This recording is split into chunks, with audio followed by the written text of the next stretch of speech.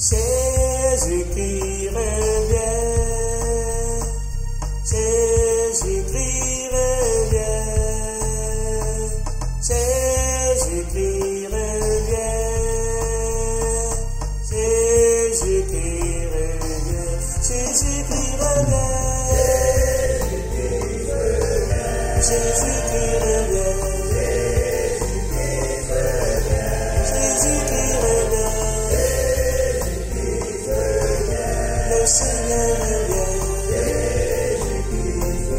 notre Sauveur revient,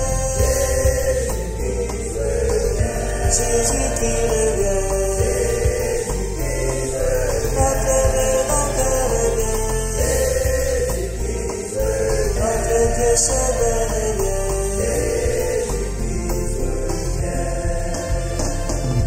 Jésus qui est vivant, celui qui achète toute sa création, il est l'alpha et l'oméga, le jeton de la vie.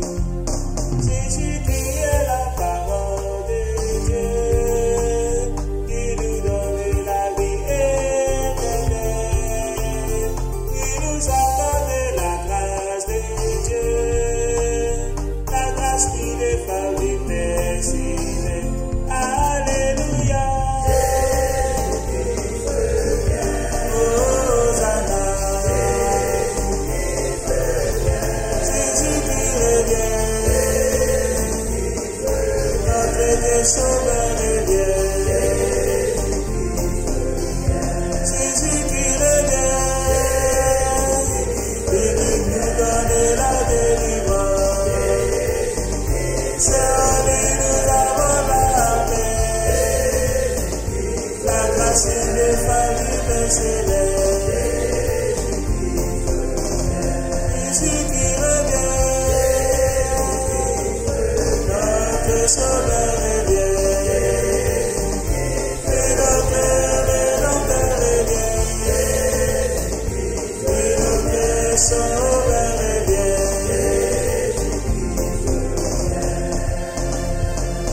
Jésus qui revient, mon frère, et nous parle de la grâce de Dieu. Jésus qui nous tend la main à l'évangile de Dieu. En lui nous sommes rachetés. Jésus qui nous accorde la délivrance. En lui nous avons la rémission de tous nos péchés à jamais. Jésus qui revient. Jésus qui revient. Notre Dieu Sauveur.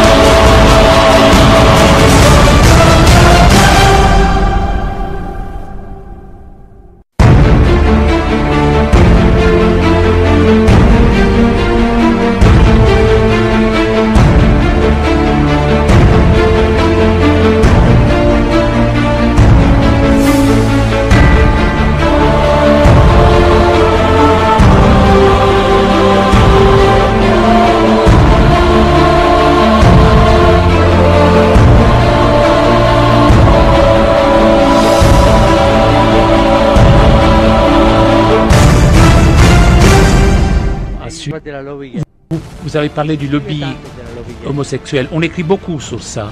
Io ancora Moi, non ho trovato je n'ai pas trouvé personne, je trouve personne la cartella qui me donne d'identità sa carte d'identité au Vatican où il y a écrit Dicono che homosexuel. ce ne sono. On me dit qu'il y en a, Credo che quando uno si trova mais je pense que lorsque quelqu'un una persona est avec une personne comme ça, deve distinguere doit faire la différence, doit distinguer. essere una persona gay, Faire une personne, un homosexuel, fare una lobby. et d'appartenir à un lobby. Le lobby, Parce que les lobbies, toutes les lobbies, ne sont pas bonnes. quello è Voilà, ça c'est méchant, ça c'est mauvais. Si une personne est homosexuelle et recherche le Seigneur et a une bonne volonté, qui suis-je pour pouvoir le juger? Le catéchisme de l'Église catholique explique bien tout cela. Midi, attends,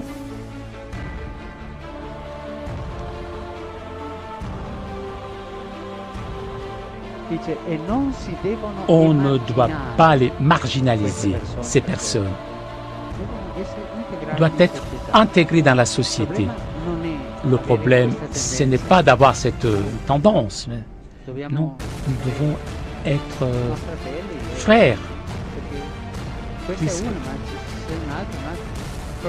Le problème est faire des lobbies. Cette tendance, le lobby de politique, de personnes avares, les maçons, voilà le problème le plus important. Et je vous remercie beaucoup d'avoir posé cette question. Merci beaucoup.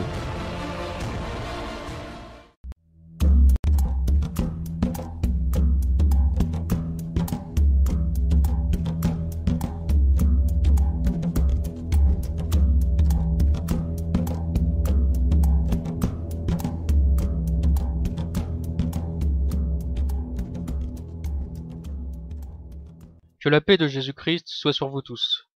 La conférence Bilderberg 2017 vient de s'achever, et comme nous l'avons vu, les mondialistes ont discuté des moyens qu'ils allaient mettre en place pour nous asservir. Leur principal objectif reste la création d'un gouvernement mondial qui permettra à leur messie satanique, l'Antéchrist, de régner sur le monde. De grands banquiers, des dirigeants de grandes multinationales, des hommes politiques et des journalistes, bref, tout le gratin oligarchique américain et européen était présent à cette réunion du groupe Bilderberg. Mais le nom de l'un des invités m'a interpellé. Il s'agit de la directrice du CERN, Fabiola Gianotti. Elle fait un peu de tâche dans la photo de famille du groupe Bilderberg. Dans le programme officiel de la conférence, on trouve beaucoup de sujets différents, comme la Chine, la Russie, les médias, etc., etc. Mais rien sur le CERN. L'invitation de Fabiola Gianotti est donc très étrange.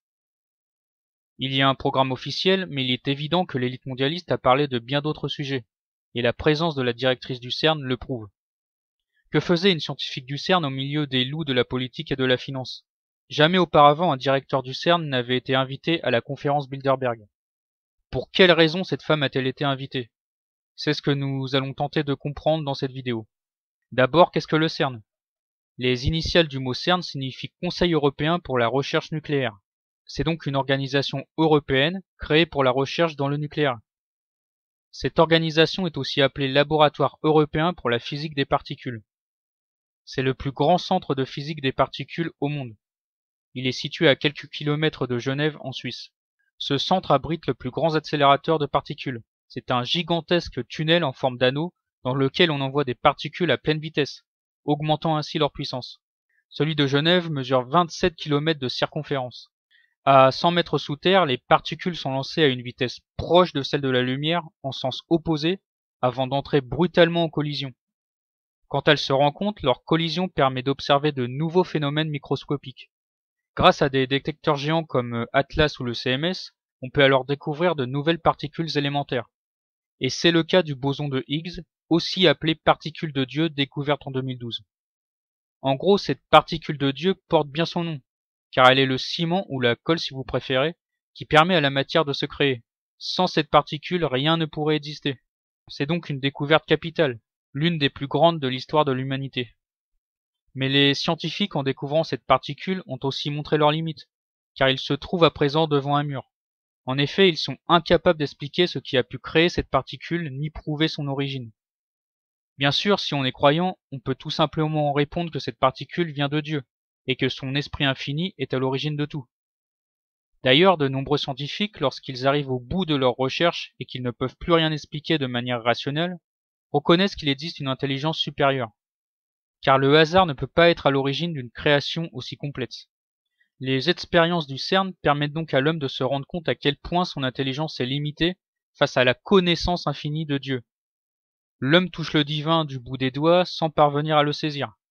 Pour les scientifiques, le boson de Higgs serait donc apparu juste après le Big Bang, l'instant de création du monde que les scientifiques n'arrivent toujours pas à expliquer, car là encore ils sont dépassés.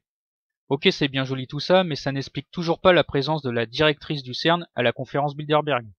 On peut émettre plusieurs hypothèses. La première, qui est la plus répandue dans le monde de l'information dite conspirationniste, serait que le CERN permettrait l'ouverture de portails donnant accès à d'autres dimensions. Ceci est loin d'être absurde car les scientifiques du CERN ont justement prouvé grâce à leurs expériences qu'il existait d'autres dimensions. En effet, les chercheurs expliquent que, par exemple, la gravitation, l'une des 4 forces qui régissent l'univers, est difficile à détecter car elle s'échappe en traversant d'autres dimensions que nous ne connaissons pas. Pour l'homme, elles sont invisibles, cachées et ne sont pas incluses dans nos modèles physiques à 4 dimensions, qui sont la largeur, la longueur, la profondeur et le temps. Et lorsque les journalistes demandent au CERN si la découverte de nouvelles dimensions ouvre des portes vers des mondes parallèles, les scientifiques du CERN préfèrent esquiver la question en disant que ce n'est pas ce qu'ils recherchent, et que cela relève plus du domaine de la philosophie ou de la science-fiction. Bien sûr, si ces scientifiques sont réellement parvenus à ouvrir des portails donnant vers d'autres dimensions, il est évident que l'élite mondialiste ne voudrait pas révéler cette information au peuple. Ils préféreraient garder ça pour eux. Quand on lit la Bible, on peut voir que les dimensions parallèles existent, car il y a bien sûr notre monde physique, la Terre et l'univers que nous connaissons tous, ainsi que le monde spirituel, que nous ne pouvons pas voir à l'œil nu, mais qui est pourtant présent tout autour de nous. Des millions d'anges et de démons circulent tout autour de nous, mais nous sommes incapables de les apercevoir, tout simplement parce qu'ils n'appartiennent pas à notre dimension physique. Nous avons par exemple ce passage de la Bible, dans 2 Rois chapitre 6, où Dieu ouvre les yeux du serviteur d'Élysée, afin qu'il puisse voir l'armée céleste qui l'entoure et qui était jusque-là invisible. Il y a aussi de nombreux autres passages où on voit des anges apparaître et disparaître instantanément pour venir apporter des messages aux hommes par exemple. On pourrait aussi parler du 3e ciel évoqué par l'apôtre Paul dans la Bible, qui n'a rien à voir avec le ciel rempli de nuages que nous connaissons. C'est un royaume spirituel où se trouve le trône de Dieu. Cette dimension spirituelle nous est pour le moment inaccessible, sauf lorsque Dieu décide de nous la montrer. Certains hommes de Dieu ont même eu le privilège de se rendre physiquement ou par l'esprit dans ce monde spirituel. On pourrait aussi parler de l'enfer qui est une autre dimension spirituelle que vous connaissez tous. C'est là que sont enfermés tous ceux qui ont fait le mal dans leur vie. Le puits de l'abîme est une autre dimension citée dans la Bible. Elle est en quelque sorte la prison des démons les plus dangereux qui seront libérés à la fin des temps pour tourmenter les hommes. On y trouve notamment Abaddon, un démon dont le nom signifie le destructeur. Ce puissant démon est d'ailleurs le chef des armées démoniaques de l'abîme. Satan, lors du retour de Jésus-Christ, sera jeté dans l'abîme pour y être enfermé pendant 1000 ans. Si le CERN a trouvé un moyen de communiquer avec des entités maléfiques, alors nul doute que cela pourrait intéresser les élites franc-maçonnes très friandes de magie et de surnaturel. On pourrait aussi s'interroger sur la présence au CERN de la statue de Shiva, le dieu hindou de la destruction. Au premier abord, cela n'a pas de sens, à moins que la majorité des membres du CERN soient des hindous, mais ça m'étonnerait. Mais on sait que dans l'abîme, il y a Abaddon, le chef des armées démoniaques, et le nom d'Abaddon signifie le destructeur. Shiva représenterait en réalité le démon Abaddon, et le véritable but du CERN serait de faire venir cette armée de démons sur Terre. Cela collerait avec la prophétie de l'Apocalypse qui annonce l'invasion des démons du puits de l'abîme pour la fin des temps. Il y a d'autres théories plus ordinaires, on va dire, qui pourraient expliquer l'intérêt des élites pour les travaux du CERN. Peut-être que les chercheurs ont découvert une nouvelle énergie qui servirait à fabriquer des armes plus puissantes comme des armes de destruction massive. Cette énergie pourrait aussi être utilisée pour rendre possible les longs voyages dans l'espace, et bien d'autres choses encore. Évidemment, de telles découvertes pourraient intéresser les élites américaines et européennes. En tout cas, une chose est sûre, le CERN a fait une découverte importante, et les hommes les plus puissants de la planète ont décidé de ne pas la révéler au peuple. Soyez bénis.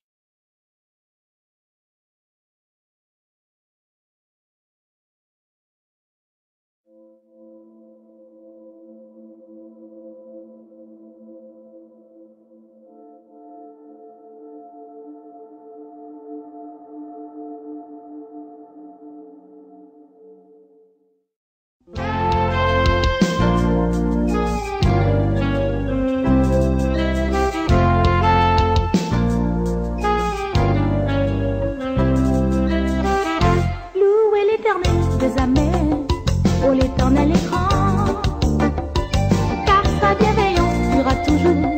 Oui, l'Éternel est grand. Louez l'Éternel, des amis. Oh, l'Éternel est grand, car sa bienveillance durera toujours.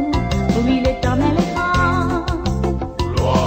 Seigneur éternel, tes œuvres sont magnifiques. Seigneur éternel, tes œuvres sont grandioses.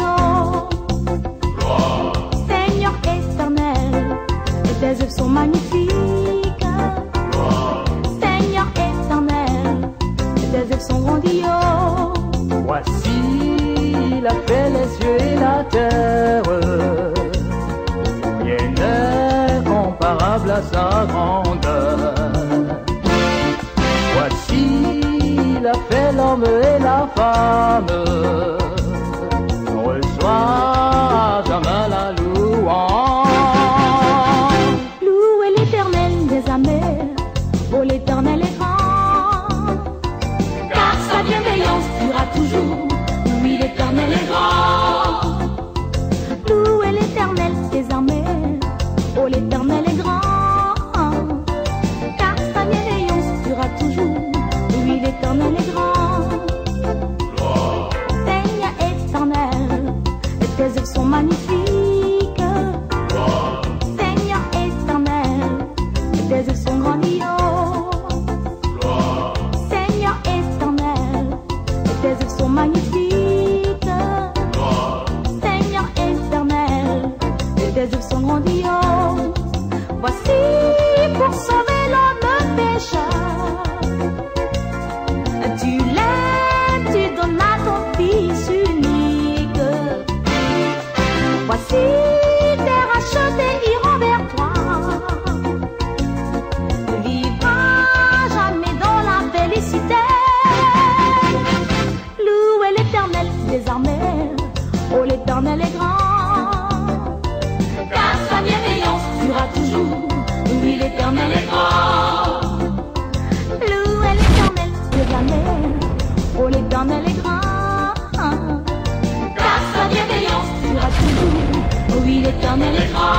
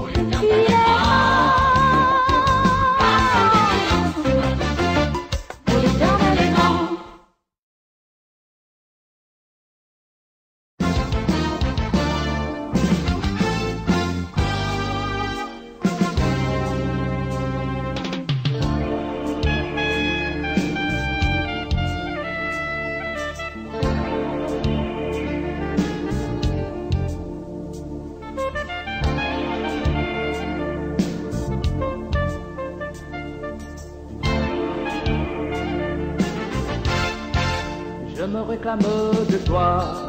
Seigneur, je t'appartiens, je suis à toi mon roi, je n'ai plus peur de rien, je me réclame